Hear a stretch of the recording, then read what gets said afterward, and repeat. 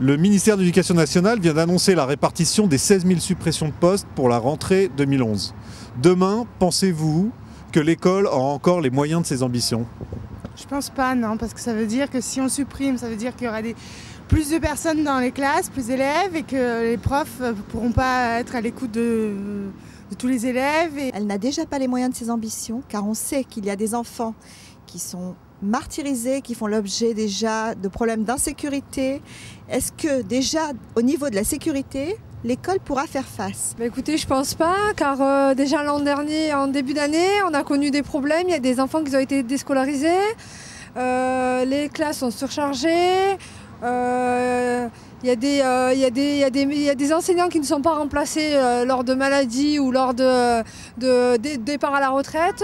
Non, je pense que demain, l'école n'aura plus les moyens de ses ambitions et je le trouve regrettable. Il est très important de pouvoir éduquer nos enfants correctement.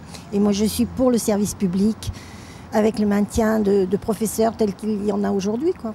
On sait que dans les classes, nous avons des niveaux disparates, ça existe chez tout le monde et c'est plus encore présent dans certains quartiers où l'immigration est très présente. Est-ce qu'on ne devrait pas déjà faire attention à tous ces problèmes avant de décider de supprimer des postes? Si jamais des élèves sont en difficulté et qu'en plus il n'y a pas assez de professeurs pour assurer les cours, ils prendront peut-être moins le temps avec leurs élèves et donc ceux qui sont en difficulté auront peut-être moins les moyens de s'en sortir. C'est là où on apprend à lire, à écrire. L'éducation nationale n'est pas là pour nous former et s'il n'y a plus personne pour nous former, Quand on met son enfant à l'école, qu'est-ce qu'on veut avoir au bout?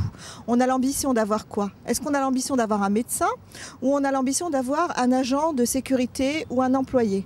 Là est la question à laquelle il faut que l'État réfléchisse.